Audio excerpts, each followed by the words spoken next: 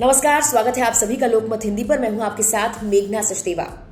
JNU की कुलपति शांतिश्री पंडित का एक भाषण सामने आया है।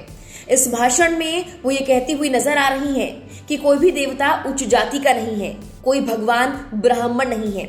उन्होंने आगे कहा कि भगवान शिव या तो अनुसूचित जाति के हैं या फिर अनुसूचित जनजाति के, क्योंकि वो सांप के साथ शमशान में बैठते हैं।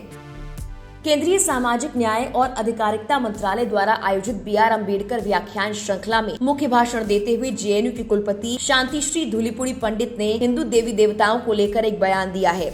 सोमवार को डॉक्टर बी.आर. अम्बेडकर के विचार जेंडर जस्टिस विषय पर बोलते हुए कुलपति ने कहा कि मानव शास्त्रीय वैज्ञानिक रूप से हमारे देवताओं की उत्पत्ति को देखें, कोई भगवान ब्राह्मण है ही नहीं। सबसे ऊंचा क्षत्रिय है भगवान शिव। अनुसूचित जाति या अनुसूचित जनजाति के होने चाहिए। वो बहुत कम कपड़े पहनते हैं। उन्होंने कहा, मुझे नहीं लगता कि ब्राह्मण कब्रिस्तान में बैठ सकते हैं। तो अगर आप देखें तो स्पष्ट रूप से देवता मानव शास्त्रीय रूप से उच्च जाति से नहीं आते।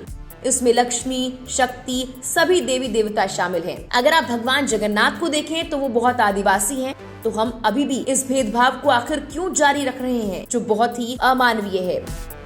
अपने भाषण के दौरान महिलाओं के लिए भी उन्होंने कहा कि मनुस्मृति के अनुसार महिलाएं शूद्र हैं।